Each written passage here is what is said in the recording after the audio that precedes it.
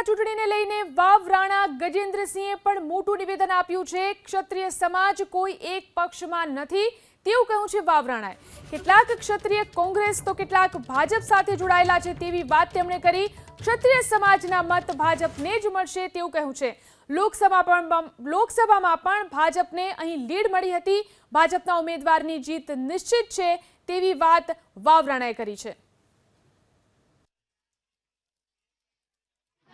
ચૂંટણી હોય કે ના હોય 365 દિવસ વાવ મત વિસ્તારની અંદર જેમનો પ્રભાવ રહે છે એ વાવ રાણા ગજેન્દ્રસિંહ સાથે સીધી વાત કરશું।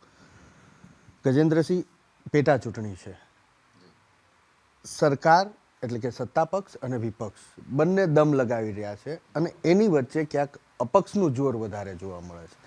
કઈ રીતે જોઈ રહ્યા છો આ ત્રિપાખિયા જંગને? જી, સૌથી પહેલાં તો આપને વાવ રાજગાડી ખાતે આપનું સ્વાગત કરું છું। અને ઇલેક્શન છે એ તો ઇલેક્શન જ કહેવાય, એને હળવું લેવાય નહીં, એના માટે ભારતીય જનતા પાર્ટી પણ પ્રયત્ન કરે છે અને ભારતીય રાષ્ટ્રીય કોંગ્રેસ પણ એના ઉમેદવાર પ્રયત્ન કરે છે। અપક્ષમાં માવજીભાઈ ઊભા છે, એ પણ પ્રયત્ન કરે છે। પ્રયત્ન બધા કરી રહ્યા છે। આપને શું દેખાઈ રહ્યું છે કે અત્યારે કોનું પલડું ભારે દેખાય છે અથવા તો કોની વચ્ચે સીધી ટક્કર દેખાય? સાચી વાત છે આપની। અત્યારે ભારતીય જનતા પાર્ટીના ઉમેદવારનું પલ્લું ભારે લાગે છે। ગઈ વખતે પણ 15,000 વોટથી થોડા વોટોથી રહી ગયા હતા અને એ ટાઈમે બંને ઠાકોર ઉમેદવાર હતા। આ વખતે ભારતીય જનતા પાર્ટીનો ઉમેદવાર ઠાકોર છે, ભારતીય રાષ્ટ્રીય કોંગ્રેસનો ઉમેદવાર રાજપૂત છે અને અપક્ષમાંથી ચૌધરી ઉમેદવાર ઊભા છે।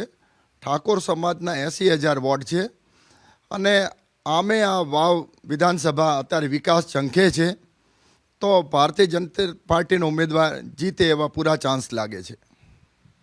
જો સાહેબ, આપની એ વાત સાચી છે, પણ ક્યાંક ભારતીય જનતા પાર્ટીમાં જ હવે બળવો થયો છે। માવજીભાઈએ ઉમેદવારી બળવો કરીને જ ઉપાય, જે રીતે માવજીભાઈએ દાવેદારી કરી હતી એ રીતે આપે પણ દાવેદારી કરી હતી। જો સ્વરૂપજીની જગ્યાએ અન્ય કોઈ હોત તો કંઈક પરિસ્થિતિ અલગ હોત એવું લાગે છે? હાજી, એવું તો હું કહી ના શકું। પાર્ટીએ પૂરું ચિંતન કરી, મનોમંથન કરી અને પાર્ટીનો ઉમેદવાર જાહેરાત કરી છે, એટલે પાર્ટીને જે યોગ્ય લાગ્યું હશે એ પ્રમાણે ઉમેદવારની જાહેરાત કરી છે અને 100% ઉમેદવાર જીતે એવી મીનમેક નથી આમાં। સાહેબ, જો જ્ઞાતિ આધારિત સમીકરણ તમારે અહીંયા ખૂબ મહત્વનો ભાગ ભજવે છે। 1 કે 2 દિવસ પહેલા શક્તિસિંહ ગોહિલે આપના સમુદાયની એક બેઠક બોલાવી હતી। કોંગ્રેસનો ઉમેદવાર રાજપૂત સમાજમાંથી છે।